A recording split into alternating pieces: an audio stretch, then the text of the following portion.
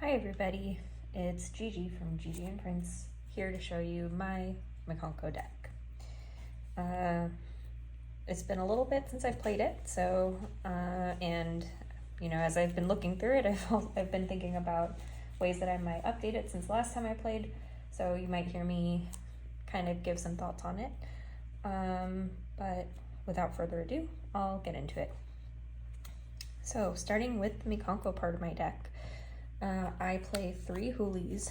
For me, Hoolie is an MVP.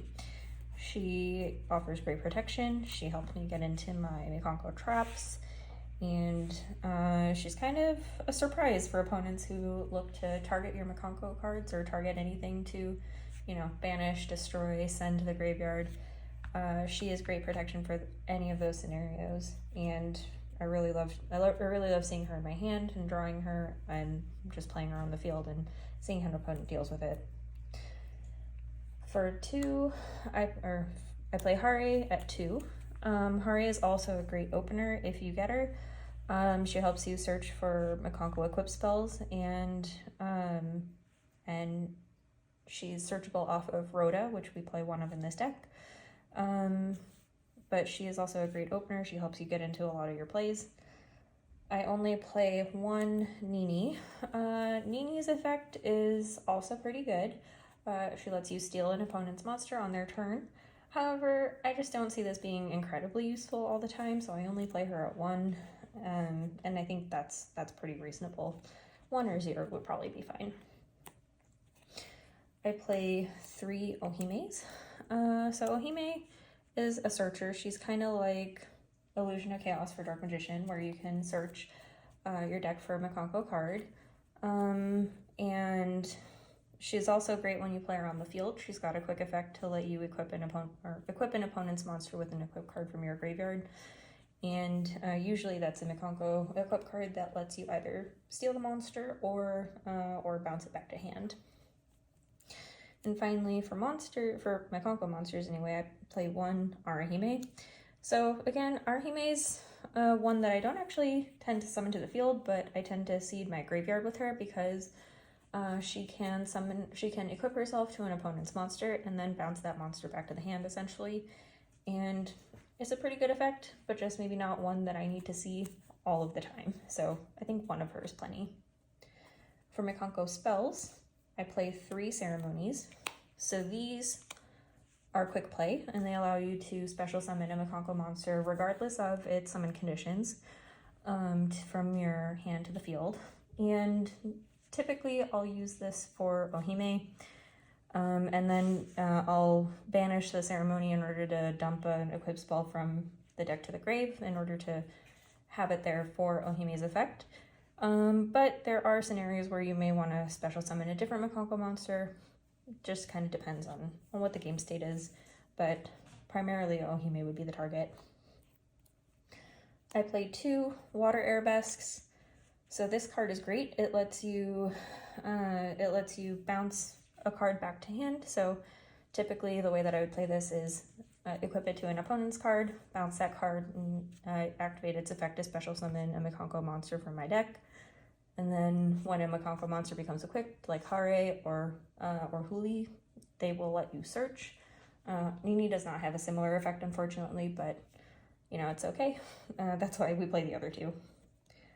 I play 1 Mikanko Fire Dance. So this lets you special summon a Mikanko monster from your hand or from the graveyard. And again, limited use for myself, so I only play 1. I play 1 Mikanko Purification Dance. This lets you, when it's equipped to a Mikanko monster, it lets you bounce a card from your opponent's field and from your field back to the hands. One thing that I like to send to the grave off of Ceremony is Reflection Rondo. So maybe it's good to play more than 1 of these and maybe not Purification Dance, but Rondo lets you basically steal an opponent's monster if you have a Mikanko monster on the field. And then finally, I play 1 Mayowashidori. Now, this card is also great. If it's in the graveyard and there's a Mikanko card in the graveyard, you can use this to special summon that Mikanko monster and simultaneously equip this card to it. So this is actually quite a wonderful card. I use it a lot, but I do only play it at 1 because it's incredibly recyclable. However, it is one that I would say should be considered to play one or more than one of if you're worried about it being banished or not seen in your hand enough. So for traps, I play 1 each of Rivalry, Promise, and Spiritwalk. I think between these 3, Mikanko traps are pretty minimal to not incredibly needed in this deck, but I do like having targets for Huli's Search. So Rivalry will let you equip a monster with any equipped spell from your deck.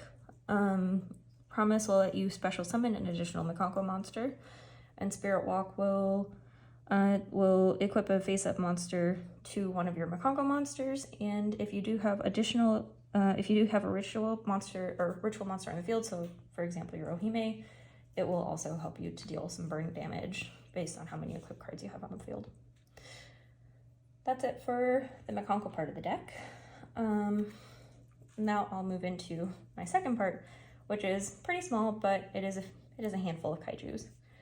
So I played 2 Thunder Kings and 1 Dogoran for Kaijus. And maybe I should have started with this, but if you are unfamiliar with the Mikanko strategy, it is basically to kamikaze the Mikanko ladies into an opponent's monster and have the opponent take the damage that you would otherwise take.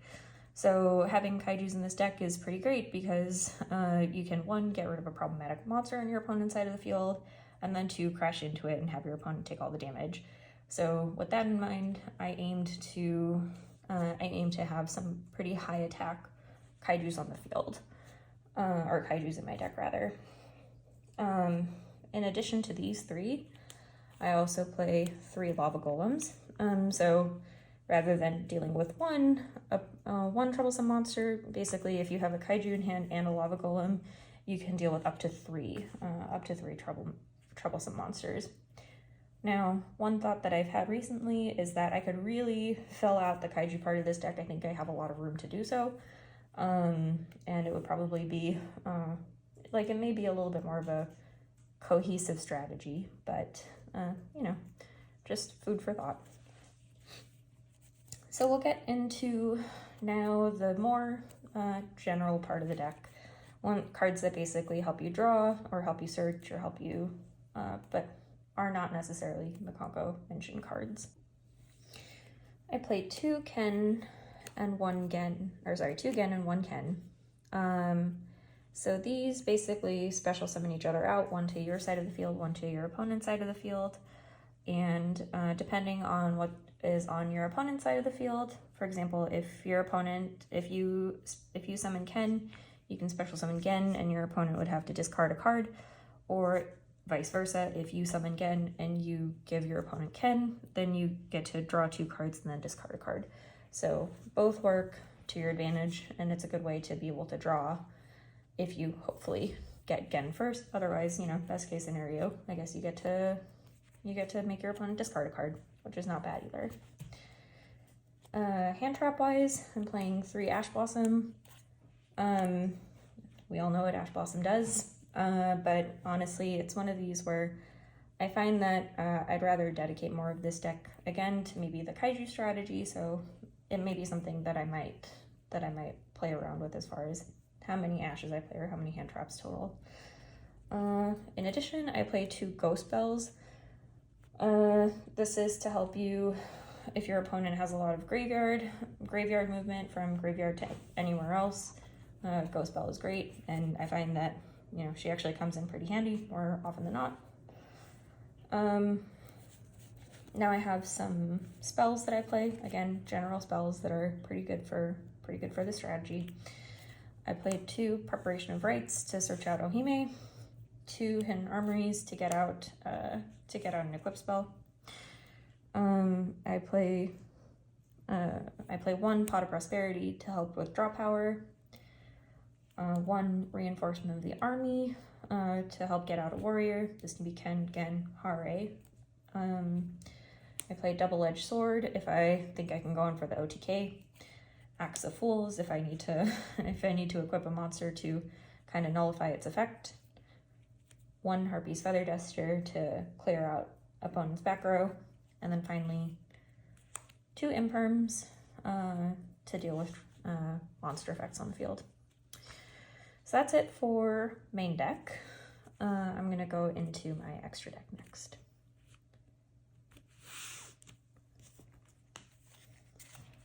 All right, so full disclosure, extra deck's going to be a little weird, but you know, I kind of had trouble because this is for me more of play around with my main deck strategy rather than try to get into the extra deck.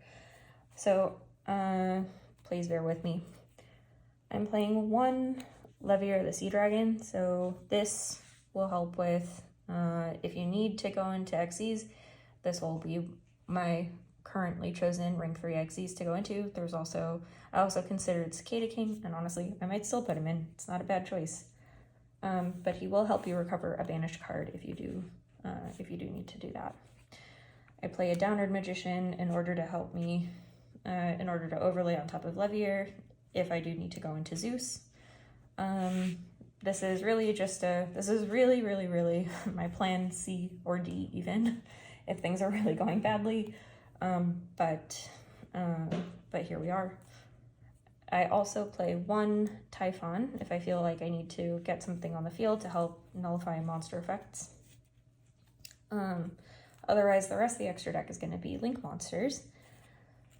I play IP, SP, so IP and SP to help me get in, or IP to help me get into SP on an opponent's turn is great. SP can help with banishing and also can banish itself in an opponent's card to dodge some card effects.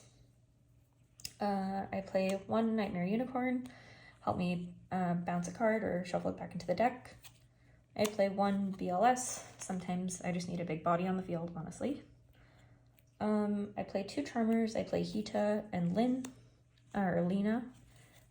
So this deck mostly has a lot of fire monsters, and Hita is great because your opponent's probably going to ash you at some point, and you can use their ash in order to climb up into access code. So for the rest of that strategy, here's Celine, and here's an access code talker. Lena also works. It's kind of a gamble for me. I feel like a lot of people play light monsters, and this could pay off. Ohime and Arahime are also light. Then, and actually Sarakin again, now that I think about it. Finally, I play 1 Appaloosa. If I can get into her, she's really good for monster negates. And 1 Underworld Goddess, which has surprisingly saved me more often than not.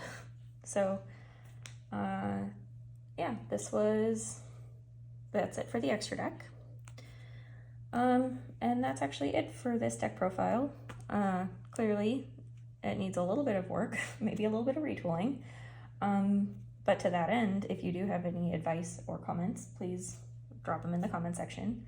If you liked the video, please like, subscribe even. Otherwise, have a great night. Happy dueling.